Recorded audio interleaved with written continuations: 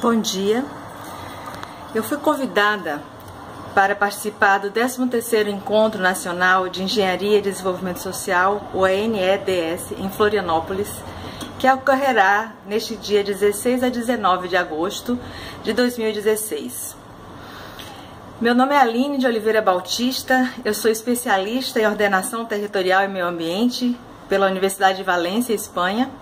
Sou auditora fiscal estadual, contabilista, especialista em Direito Tributário pelo IBET, arquiteta e urbanista pelo MB, holista pela Unipaz e sou filha do já falecido eminente professor Bautista Vidal, PhD em Física Nuclear por Stanford, nos Estados Unidos, criador do Proálcool, 3 vezes secretário de Indústria e Comércio. O título da minha fala é A Verdade vos libertará da alienação destruidora.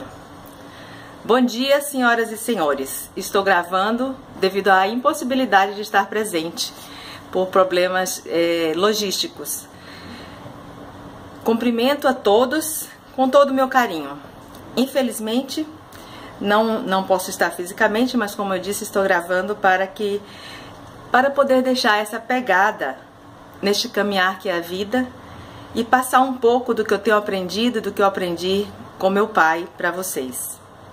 Fiquei muito comovida com este convite em razão de ser filha de Bautista Vidal, um gigante que dedicou sua vida ao desenvolvimento nacional, especialmente centrado na questão energética, tecnológica e social, tema deste encontro. Meu pai se formou em engenharia como vocês, fez doutorado em física nuclear e aos 34 anos foi o primeiro secretário de Estado de Ciência e Tecnologia do Brasil, na Bahia. Chefiou por 3 vezes a Secretaria de Tecnologia Industrial e foi o principal responsável pela implantação do Programa Nacional do Álcool. Participou de conselhos nacionais das áreas industrial, ciência e tecnologia, meio ambiente e educação, tendo fundado mais de 30 instituições nestes setores. Recebeu inúmeros prêmios e medalhas no Brasil e no exterior, autor premiado. Seu livro de Estado Servil à Nação Soberana recebeu o prêmio Casagrande Senzala de Interpretação da Cultura Brasileira no final de 87, início de 88. Deixou 10 livros publicados, inúmeros trabalhos e artigos, muitas entrevistas que os senhores podem encontrar na internet apenas colocando no Google Bautista Vidal. Foi um grande lutador das causas nacionais e passou seus últimos anos de vida em campanha cívica pela libertação nacional, participando de inúmeros congressos e encontros como esse. Vou tentar aqui e agora fazer uma breve fala através de quem me ouve, com o objetivo de descontaminar, entre aspas, com as ideias deste homem. Desejo que seu pensamento se viralize de boca em boca e pelas redes sociais, já que isso é impossível pelas grandes mídias, todas vinculadas a interesses que nada têm a ver com o desenvolvimento nacional, apesar de assim fazerem parecer. Senhoras e senhores, meu pai deixou alguns ensinamentos básicos que agora passo a vocês como quem passa um talismã que deve ser transmitido por todos aqueles que pensam na coletividade e não apenas em seus interesses pessoais. Em primeiro lugar, Bautista Vidal me ensinou com seu exemplo que o sentido da vida é ser útil aos semelhantes. Lutou por uma América Latina solidária. Sofria ao ver crianças passarem fome, malnutridas em um país com capacidade para alimentar o mundo. Eu nunca vi uma pessoa se emocionar tanto, chorar com tanta facilidade e se enraivecer com igual facilidade também, frente aos absurdos e aos abusos e ao sofrimento que o povo brasileiro sofre. Escreveu sobre como e por que se formou a subjugação tecnológica, econômica e cultural de nosso povo. Relatou em seus livros o que observou enquanto foi o responsável por todos os contratos do Brasil com o exterior na área tecnológica, nas inúmeras vezes em que foi secretário de Indústria e Comércio do Brasil. e nos diversos cargos de direção que ocupou à frente de instituições como o Conmetro, a Fundação Tecnológica Industrial, a Comissão de Tecnologia Industrial do CNPq, a Comissão de Coordenação do Conselho de Desenvolvimento Industrial, a CDI, comissão como membro da OEA e das Nações Unidas, como secretário de Articulação Municipal do Ministério do Desenvolvimento Urbano e Meio Ambiente, como presidente do Centro de Estudos Tropicais, o CENTROP, como fundador e participante do Centro Latino de Altos Estudos, entre muitos outros. Seus livros não são nada animadores. Ele fez o diagnóstico, mas deixa a nós a busca pela saída. Vou então lhes passar brevemente os tópicos da minha leitura pessoal sobre esse diagnóstico que tem ficado cada dia mais claro para mim. Quando meu pai começou a escrever, poucos conseguiam ter acesso às informações que naquela época não contavam com os recursos da internet. Em palestra proferida no lançamento do Prona, ele diz uma frase óbvia, conhecida também por ter sido dita por Jesus Cristo: a verdade vos libertará. Pois bem, que verdade é essa que nos libertará?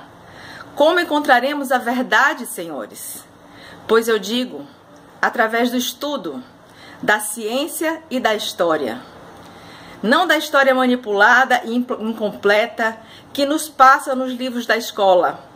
Não da história maquiada, parcial que os meios de comunicação nos contam, mas da história que está nos livros, que muitos de nós não encontram tempo de ler. História escrita por intelectuais, por cientistas, por pesquisadores que dedicaram sua vida a isso, e não a ganhar dinheiro, e não a ficarem ricos, e que, na maior parte das vezes, não são conhecidos da população como um todo. Sinto muito, senhores, mas não há outro caminho para entender este mundo senão através do esforço pessoal, da pesquisa e da leitura, e de muito senso crítico, muito raciocínio lógico. Nós é que temos que interpretar o que lemos. Por que eu digo isso? Porque vejo uma sociedade cada vez mais, que flutua cada vez mais sobre conceitos mentirosos, sem base ou fundamento, que querem que nós acreditemos. Os dados manipulados que a mídia nos passa formaram a sociedade sem base, sem raiz no conhecimento verdadeiro, no conhecimento de nós mesmos, de nossas riquezas, potencialidades e principalmente de nossa importância no contexto geopolítico mundial.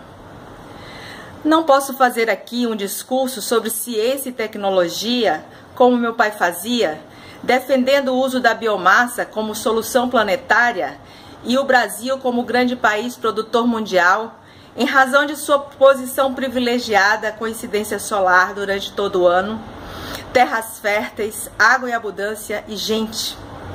Mas posso dizer que esse projeto de produção de biomassa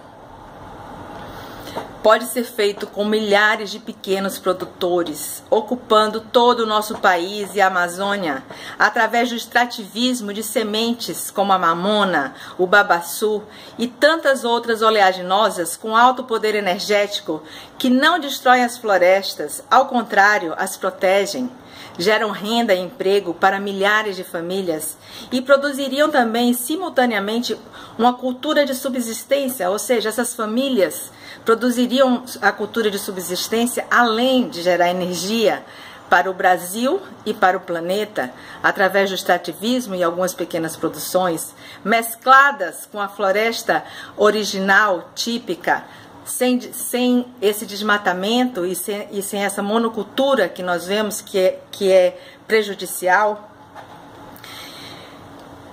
E esse tipo de ocupação do território brasileiro, que geraria renda, emprego, alimentação para todos, além de proteger nosso território dos grileiros, ladrões de madeira, milionários que só pensam em seus lucros e não se importam em desertificar a Amazônia, em assorear nossos rios ou destruir nossos biomas, que nunca nenhum ser humano será capaz de reconstruir como ocorreu com o nosso Rio Doce, destruído pelos compradores irresponsáveis da nossa grande empresa Vale do Rio Doce. É só olhar, senhores, vejam o que estão fazendo, retirando recursos e investimentos das instituições nacionais de desenvolvimento tecnológico. Não precisa ser muito inteligente para constatar que alguém está pensando tudo isso. Nenhum brasileiro vai fazer isso porque é bom para o Brasil. Meu pai via estarrecido tudo que construiu ser desmontado. O Proálcool e todas as instituições de fomento e pesquisa, eu digo todas foram desmanteladas. Os senhores acham que isso se deve ao acaso? Os senhores acham que nós brasileiros somos incompetentes? Somos burros? É claro que não, senhores. Então, como e por que essas coisas acontecem? Porque, sistematicamente, desde o Brasil colônia, que nos tiram a possibilidade de nos comunicarmos. Quantas pessoas no Brasil tiveram acesso aos livros de meu pai? Quantos os conhecem dentre os milhões de brasileiros que somos? Pouquíssimos, senhores. Quantos brasileiros, eu lhes pergunto, conhecem o Tiririca? Estão percebendo? É essa a chave para entendermos os interesses dos donos dos meios de comunicação. Eles não querem que as ideias de pensadores e intelectuais, como meu pai e tantos outros, sejam conhecidas. Pela primeira vez na história mundial, temos uma arma que pode, enfim, nos fazer mudar o mundo. Temos a internet, que alcança milhares de pessoas, sem que para isso sejamos milionários ou donos de empresas de comunicação. Mas alerto, a internet já começa a ser controlada pelos mesmos que controlam as TVs e os jornais de grande circulação.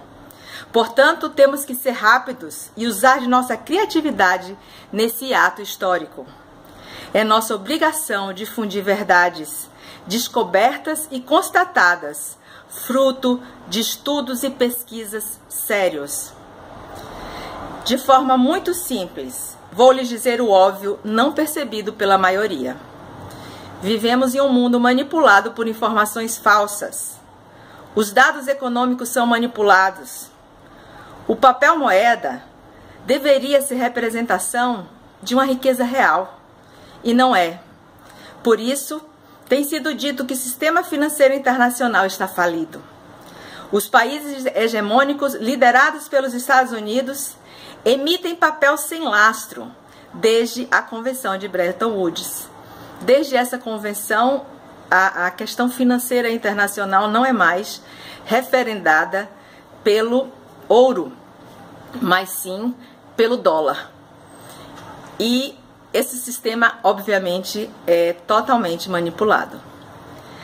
A indústria da comunicação é dominada no mundo todo pelos donos do capital, que são os donos dos bancos e das grandes empresas. Verifiquem quem são os maiores acionistas da Samarco, da Warner Brothers, da Petrobras, das transnacionais da área farmacêutica, das transnacionais produtoras de agrotóxico, das transnacionais produtoras de alimentos transgênicos. São as mesmas famílias. Quando for auditada a dívida pública, se algum dia conseguirmos fazer isso, nós saberemos quem são as pessoas que lucram com juros exorbitantes, dinheiro drenado da remuneração do trabalho de toda a população brasileira. Obviamente, todos aqui sabem que mais de 50% de nossos salários vão para os cofres públicos sob a forma de impostos e taxas, e que destes, a metade vai para pagar juros de uma dívida que sequer sabemos como se formou. Nós, brasileiros, não sabemos como essa dívida se formou. Não foi autorizada a auditoria dessa dívida. Percebe agora como se dá a escravidão? 25% de nosso trabalho vai enriquecer pessoas que não estão produzindo nada. Imaginem 25% do trabalho de uma população com proporções continentais. Somem a isso o fato de que a maior renda dos países hegemônicos vem da venda de produção intelectual. Os senhores já pararam para pensar quanto custa 1 quilo de quartzo para exportação? E por quanto compramos um chip com miligramas de quartzo em razão do conhecimento agregado ali para uso na informática? Pois bem, por que então não desenvolvemos nós essa tecnologia ao invés de adquirirmos de fora? Os senhores conseguem imaginar se nós brasileiros, ao invés de vendermos o nióbio bruto, determinássemos que ele só sairia do Brasil sob a forma de produto acabado? Só para informação, a indústria espacial, a internet, a indústria bélica mundial dependem do nosso nióbio. 98% das reservas mundiais de nióbio são brasileiras. É o nosso subsolo, é da pátria, é do Brasil. São verdades alarmantes que não podem ser ditas ou não são ditas por razões óbvias. Os donos das grandes empresas que precisam comprar nosso nióbio a preço baixo e vender seus produtos acabados com preços altíssimos, não querem que o nosso governo desenvolva tecnologia para competir com eles. E pior, que nosso governo determine que o produto só sairá do Brasil sob a forma acabada e com a nossa tecnologia. Entendem por que as empresas tecnológicas que meu pai desenvolveu foram desmanteladas? Sabem como fazem isso? Simples. Através dos meios de comunicação, eles controlam as informações que serão passadas à população.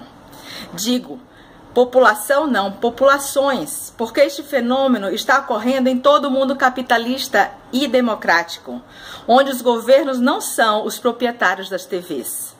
Pois bem, através de informações manipuladas e mentirosas, direcionam a população para onde querem e colocam no poder em todos os países, onde controlam a mídia, seus representantes. Obviamente, jamais obteriam êxito se falassem a verdade, porque seus interesses são voltados para o próprio lucro. Com essa metodologia de manipulação, pasmem, segundo um estudo da organização não governamental britânica Oxfam, neste ano de 2016, 99% das riquezas do mundo se concentram na mão de 1% da população mundial. São algumas famílias que controlam o mundo.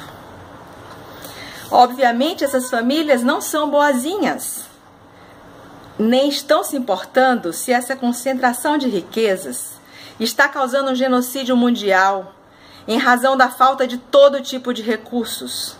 Eles, ao contrário, estão pensando, inclusive, que essas mortes são desejáveis, porque, afinal de contas, quem está morrendo é essa gente subdesenvolvida, feia e burra, nós.